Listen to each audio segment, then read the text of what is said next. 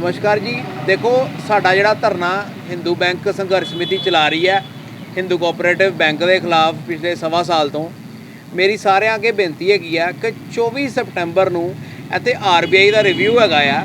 मतलब RBI उस दिन डिकलेयर करेगी या बैंक खुलेगा या कंडीशनां ते जाएगा या बंद होएगा, कुछ ना कुछ उस दिन जरूर होएगा। मेरी सारे डिपोजिटरां के शेयर होल्डरां अगे बेनती हैगी है जेड़े जेड़े साडे नाल जुड़े दे हैगे आ कि उस 24 तरीक नूं शुक्रवार वाले दिन शामी 3 बजे इत्थे तुसीं जरूर आना ताकि असीं RBI का रिव्यू लै सकीए।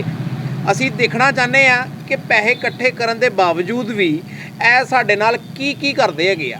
ਹੁਣ ਇਹਨਾਂ ने 5 ਲੱਖ ਦਾ ਜਿਹੜਾ ਇਹਨਾਂ ਨੇ ਨਵਾਂ ਫਾਰਮ ਜਿਹਾ ਕੱਢਿਆ ਉਸ ਬਾਰੇ ਵੀ ਗੱਲ ਕਰਾਂਗੇ। ਉਸ ਦਿਨ ਅਸੀਂ ਪਹਿਲੇ ਇਹ ਦੇਖਣਾ ਹੈਗਾ ਕਿ 3 उदन आके कि 3 बजे ये सानू की आश्वासन देंदे आ। MLA साहब जिन्हों ने पहली तरीक का आश्वासन दिता सीगा वो 24 तरीक नूं बैंक के रिव्यू बारे की कहंदे हैगे आ। डिपोजिटरां अगे एक छोटी जी जरूर बेनती हैगी आ कि उदां आओ ना आओ, तुसीं अगे आए हो नहीं आए हो सानू कोई लैण देण नहीं। 24 तरीक शुक्रवार वाले दिन शामी 3 बजे तो लैके 5 बजे तक हैड ऑफिस तो जिहड़ी हिंदू कोआपरेटिव की हैड ऑफिस ब्रांच हैगी आ उत्थे जरूर आना है। TNN ਦੇ ਸਾਰੇ ਦਰਸ਼ਕਾਂ ਨੂੰ, ਸਾਰੇ ਪਠਾਨਕੋਟ ਵਾਸੀਆਂ ਨੂੰ, ਸਾਰਿਆਂ ਨੂੰ ਮੇਰਾ ਨਮਸਕਾਰ ਹੈ, ਉਹਨਾਂ ਨੂੰ ਪ੍ਰਣਾਮ ਹੈ।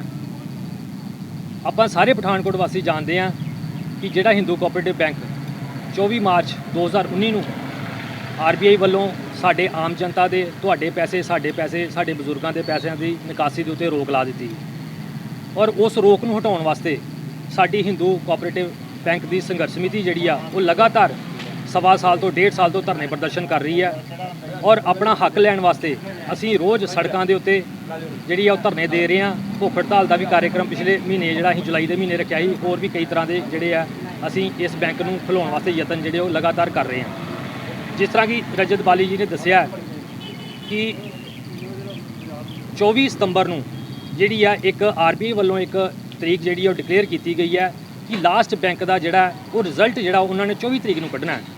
क्योंकि जिहड़ा 2 साल पहला बैंक NPA करके वध खर्चियां करके ओवर स्टाफ करके और यदि CRR जिहड़ी लिमिट सीगी वो बहुत डाउन चली गई ही, उहदे तो उस तो बैंक ने जिहड़ी रिवाइव कर लिया, उस बैंक नूं जिहड़ा प्रॉफिट दे उत्ते लैंदा है। पर अज जिस तरह कि 24 सितंबर रजत बाली जी वालों दस्सिया गया, सानूं एक बड़ी खुशी की गल सीगी कि वो तरीक जिहड़ी बहुत जल्दी नज़दीक आ रही है। क्योंकि MLA साहब ने भी, पठानकोट के MLA साहब ने भी सानू जुलाई के महीने आके कहा सी 1 सितंबर तो जिहड़े आ तुहाडे पैसे मिलने जिहड़े शुरू हो जाणगे। ते असी सारे बड़ी आसा नाल उम्मीदां नाल पहलां 1 सितंबर की वेट करते रहे, फिर उस तो भी वध असीं अगे ये सोच विचार की भी चलो 24 सितंबर जिहड़ी लास्ट RBI की तरीक है उहदे ते कोई ना कोई हल होएगा। पर सानू बड़े अफसोस नाल कहना पै रहा कि जिथे असीं खुश सीगे कि साडे पैसे जिहड़े सानू वापस मिले हैं, पर इन्हां ने एक बैंक वालियां वल्लों एक क्लेम फार्म जिहड़ा मैक्सिमम 5 लाख का जिहड़ा वो जारी कर दिता है। और इस बैंक इस जी फार्म की तरीक आ वो भी सानू 30 सितंबर तक जी डिकलेयर करती कि 30 सितंबर तक जो भर के दो, जबकि ये जड़ा ये तरीक की इशू करने की जी डेट है वो तुम उपर वेख सकते हो 15 तरीक इन्होंने जी जारी की गई है। और 15 तरीक का मतलब है साढ़े को सिर्फ 15 दिन, जबकि इन्होंने अपने ही वो लिखा कि ये सानू आर्डर जी 1 सितंबर को मिले ही। अगर इन्होंने आर्डर 1 सितंबर को मिले तो फिर सानू 2 सितंबर को जो फार्म मिलना चाहिए सीगा कि यह बैंक जोड़ा इनू कांटा वज चुका है, इनू तालाबंदी हो चुकी है। तो तुसीं जिहड़ी इंश्योरेंस मनी हुंदी आ जिहड़ी कि सेंट्रल सरकार ने लोक सभा दे विच बिल पास किया कि सारे नूं सिक्योरिटी जिहड़ी मनी है वो 5-5 लाख रुपया जिहड़ा तुहानूं मिलेगी। वो किदों मिलेगी? जदों बैंक पूर्ण रूप दे विच शटडाउन कर दिता जाएगा, इस बैंक नूं डैड घोषित कर दिता जाएगा, उदों तुसीं क्लेम कर सकते हो 5 लाख का। पर दूसरे पासे असीं अगर विचार करिए तो पता लगता कि बैंक जिहड़ा रिवाइव कर रहा प्रॉफिट दे विच आ, फिर सानूं ये गुमराह जिहड़ा क्यों किया जा रहा, क्यों सानूं परेशानी दे विच क्यों साडे नाल हरासमेंट की जा रही है। ये सिर्फ 1-2 जने इतने बंदे 40-50 बैठे इन्हां दा मसला नहीं है, ये पूरे पठानकोट वासियों का मसला है। ये 90,000 जिहड़े अकाउंट होल्डर ने वो घरां दे विच बह के अपने कल्ले कमरिਆਂ दे विच बह के रोंदे ने, अपने बाथरूमां दे विच बह के रोंदे ने भी साडे पैसे दा की बनेगा और साडे जिहड़े मेहनत दे पैसे आ सानूं वापस मिलणगे कि नहीं मिलणगे।